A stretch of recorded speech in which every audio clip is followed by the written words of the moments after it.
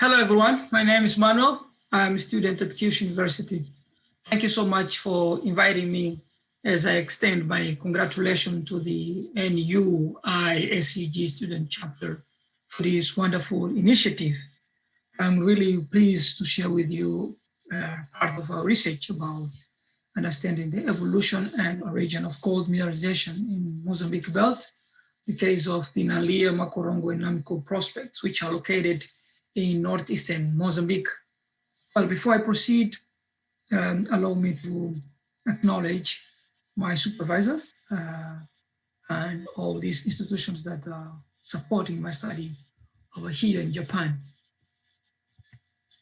Some of you might be familiar with the Mozambique Belt, which is a huge tectonic unit which was formed during the collision and amalgamation of different tectonic blocks during the East African origin. And in northern Mozambique, the Mozambique Belt comprises high-grade metamorphic complexes ranging from Paleoproterozoic to Neoproterozoic from west to east. And our study area is located within the Mozambique Belt, but particularly in what's called the Shishano complex. These bluish unit over here, which is enlarged in figure B. And the Shishano complex is interpreted as a NEP. It's north-south trending tectonic units that is thrusted over the Marupa complex, which is Mesoproterozoic in age. And the study area comprises mainly amphibolites and gneisses, including coarse mica, gneiss, and schist also. And the host rock in the Nanlia and Makorongo prospect, as we will see in the next slide, are the amphibolites, while in the Namikupo and in Namikupo prospect, the coarse mica gneisses, they host the mineralized quartz vein. Our study is motivated by the fact that there's a lack of study about gold mineralization in northeastern Mozambique. And actually, this is a problem that affects all the Mozambique belt. So we have few studies addressing issues like how these gold mineralization were formed in these very important tectonic units. As we can see from this left image over here, northern Mozambique is rich in terms of mineralization. It has different mineralization, including base metals and also precious metals. Well, that area is located around here. And our study aims to reveal the geological characteristics and or forming process of gold mineralization on the basis of mineral chemistry, fluid inclusion, and stable isotopes. We are also planning to conduct geochronology because this is ongoing studies. But so far we have conducted mineral chemistry, fluid inclusion, and stable isotope study. Because of time limitation, I will present the results of the Nanlia and Makorongo prospects only. And the geology of these prospects is very similar. The mineralization is associated with quartz veins, we can see in this figure, which are hosted parallel to the foliation of the host amphibolite rocks, same in the Nanlia prospect. And the host rock comprises mainly plagioclase and amphiboles as the main minerals. And in the Nanlia prospect, the host rock is highly foliated. We have these amphiboles and biotite forming these leptoblast texture. While in the Makorongo prospect, the host rock shows almost massive texture with amphibole, regular amphibole and plagioclase, as we can see over here. But one important aspect that we can pick from this petrography study is that we have the host rock near the veins. It contains minerals such as amphiboles and plagioclase that are stable. We couldn't find any alteration mineral near the veins. And this has implication for the timing between the mineralization and the peak metamorphism of the host rock, because these amphiboles and plagioclase there are peak metamorphism minerals that still preserved within the contact zone. And another aspect is the occurrence of sulfides, which are disseminated in the host rock, especially in the Makorongo prospect. And some of these sulfides, they replace amphiboles in the host rock. And this also has implication as for the timing between the mineralization and the peak metamorphism of the host rock, which hopefully we will discuss in the next slides. The ore mineralogy of these prospects is also similar. We have mainly pyrite, pyrrhotite, and chalcopyrite. And we also have minor tellurites, especially hesite, which occur as inclusions in pyrite. And we also have gold, which was found in both prospects. And gold in the Nanlia prospect occur in native forms, and in the Makorongo prospect, gold occur in electron form, which means it contains a considerable amount of silver. For the fluid inclusion study, we conduct the analysis of fluids that are hosted in quartz veins, which are mineralized quartz veins.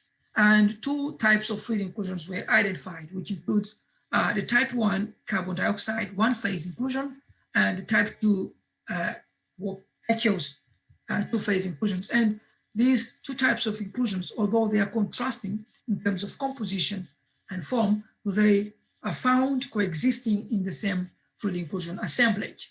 And the homogeneous temperature of the type 2 inclusions, which was used to constrain the PT condition of the mineralization, it ranged from 220 to 400 degrees Celsius for the case of the Makorongo prospect, and for the Nanlia prospect, it ranged from 240 to almost 380 degrees Celsius.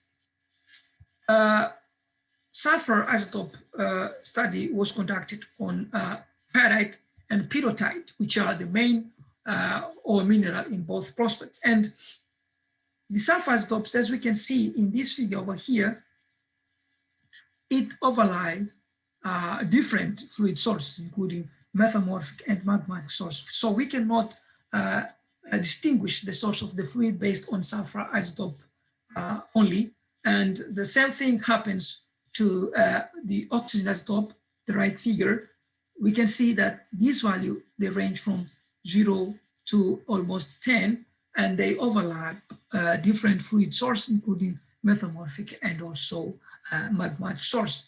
So we need to combine this data with other information to constrain the source of fluid inclusions. I mean, the source of the fluid. And this includes fluid inclusion results and also the tectonic sector of the study area. We constrain the PT conditions of the mineralization mainly on the basis of fluid inclusion results and also sphalerite geobarometry. Fortunately, I didn't show sphalerite geobarometry data because of time limitation, and for that you please have to believe in whatever I say.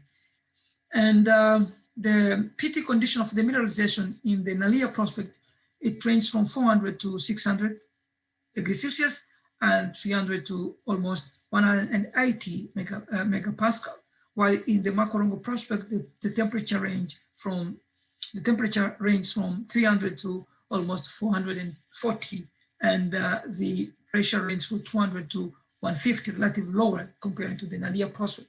But to the right figure, we can see here the PT condition of the host rock peak metamorphism, which were estimated on the basis of amphiboles and plagioclase geothermobarometry. Again, I didn't show here the results of the amphiboles and plagioclase geobarometry because of time limitation. You still have to believe in whatever I say. I'm sorry for that. But we can see here that the PT conditions of the peak of metamorphism of this host rock is considerably higher than the PT conditions of the mineralization, which is shown here. So this can tell the timing between the mineralization and the PT metamorphism of the host rock, which is very important to constrain when it comes to study about gold mineralization hosted in metamorphic terrains. So from this, we can rule out the hypothesis that the mineralization is sim peak metamorphism of the host rock, because if it was the case, then we should have almost the same range of pressure and temperature conditions, both for the mineralization and the PT condition of the host rock, which is not the case over here. So we conclude based on this that the mineralizing fluid in the Nanlia and Makorongo prospect should be low salinity aqueous carbonic fluid that could be originated by the volatilization of underlying rocks, because we cannot call upon the volatilization of those rocks that host the mineralization, because they achieved peak metamorphism probably before the mineralization. And this is also supported by the occurrence of pyrites and other sulfides replacing amphiboles in the host rock. And we thus suggest that the gold mineralization postdates the peak of metamorphism of the host rock. And the precipitation of gold could be triggered by fluid phase separation, as we saw from the fluid inclusion results. We observed aqueous inclusions and carbonic inclusions coexisting in the same fluid inclusion assemblage. And this shows that these fluids, they are cogenetic, and probably they resulted from one phase, one type of fluid that was separated into these two phases, or two types of fluid inclusions. And finally, we also conclude that the gold mineralization in this process can be classified as orogenic type gold based on fluid inclusion results, stable isotopes, and the field observations. As for the contribution of our study, it's difficult to say directly its impact to the society, but we believe that based on our results, the exploration of gold can be increased in northern Mozambique, because, as I said, this is the first study to address these issues in the study area.